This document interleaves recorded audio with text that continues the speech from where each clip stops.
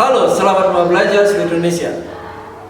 Pada kesempatan kali ini, saya akan membuat video atau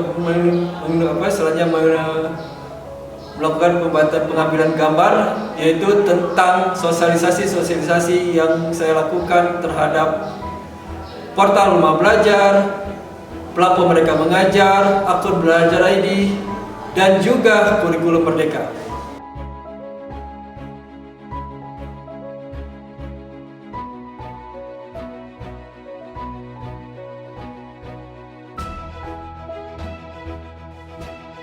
Sering kita gunakan kalau sekarang ini yang banyak itu paling penting ada beberapa penyedia inovatif yang bisa kita gunakan. Yang pertama yaitu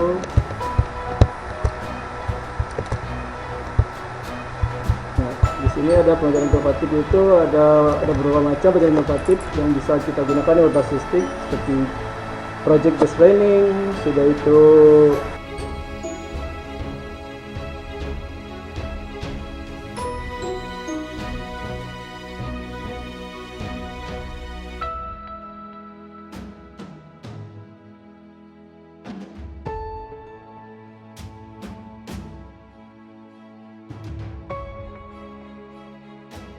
sejarah dari PMM ini. Karena PMM ini sudah dirilis tahun kemarin khusus sekolah penggerak sama sekolah pusat keunggulan.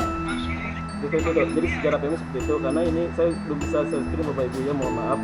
Tapi yang jelas saya menceritakan aja tentang PMM itu karena kami juga termasuk yang kemarin sebagai istilahnya penelaah PMM dulu, yang di video itu, yang di video pelatihan mandiri itu. Jadi saya juga termasuk di penelaah. Yang jelas PMM ini sebenarnya sudah dirilis tahun kemarin. Bukan dirilis, sebenarnya belum diluncurkan secara resmi, cuma sudah digunakan tahun kemarin. Jadi khusus sekolah PK.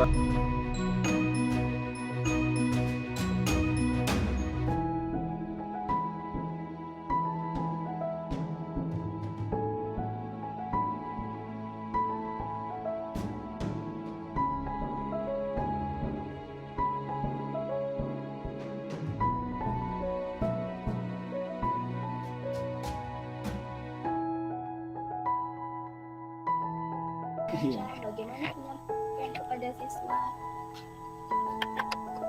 yang melakukan belajar.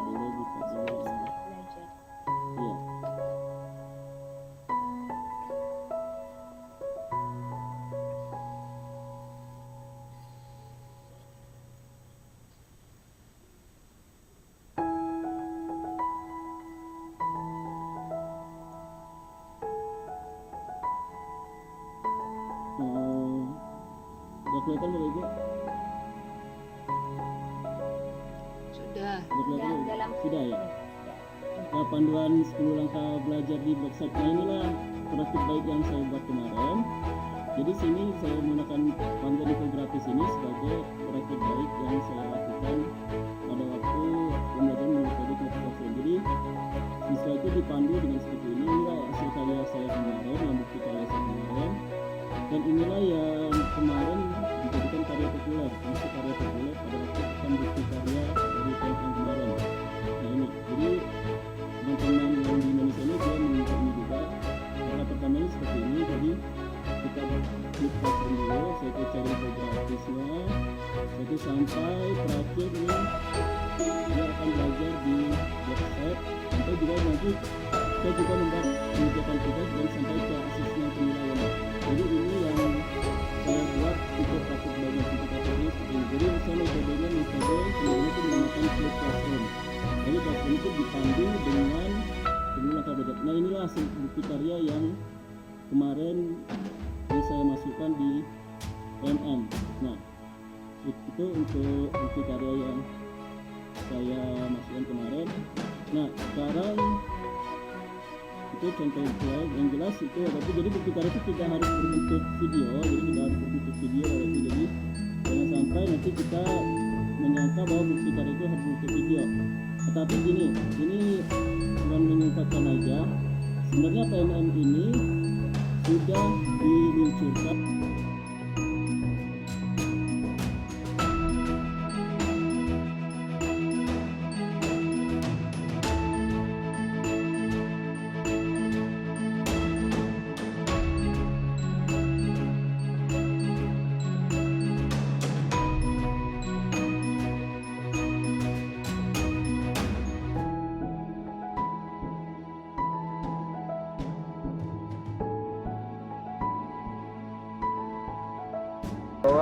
kita yang pertama namanya persiapan.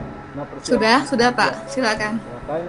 Baik, yang namanya persiapan di sini gini Bapak Ibu. Sebenarnya saya membuat yang pertama itu kita membuat langkah-langkah dulu. Jadi langkah-langkahnya ini yang sama dengan pelajaran nutrisi yang lainnya, kita buat langkah-langkah dulu. Kebetulan di sini saya menggunakan sketsa ilustrasi dan fotografi. Nah, kemudian di sini ada beberapa yang langkah saya siapkan. Yang pertama, kenapa saya persilakan siswa itu memilih konten, karena memilih konten ini dia sesuai keinginan mereka. Saya ada yang senang membuat sketsa, ada yang senang membuat ilustrasi, ada yang senang fotografi. Artinya ada yang senang mengambil gambar, ada yang senang mengambil melukis saja atau mengambil sketsa. Nah, situ kami juga membuat yang namanya diagnostik kognitif. Di sini kita menggunakan yang namanya diagnostik kognitif. Nah, diagnostik kognitif ini saya menggunakan barcode. Kenapa saya menggunakan barcode?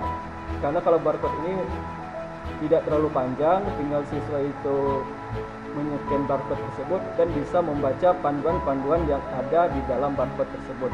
Jadi isinya sudah ada termasuk sana. Jadi mereka sudah bisa mempersiapkan, karena yang namanya persiapan itu yang kita jelas untuk pelajaran ilustrasi ini kita harus membuat tiga bentuk. Yang pertama kesiapan siswa, suatu minat siswa dan gaya belajar mereka. Nah, makanya dari sana bisa kita lihat, bisa kita bagi-bagi. Nanti kalau misalnya kesiapan siswa itu siapnya bagaimana siswa tersebut dalam pembelajaran pada saat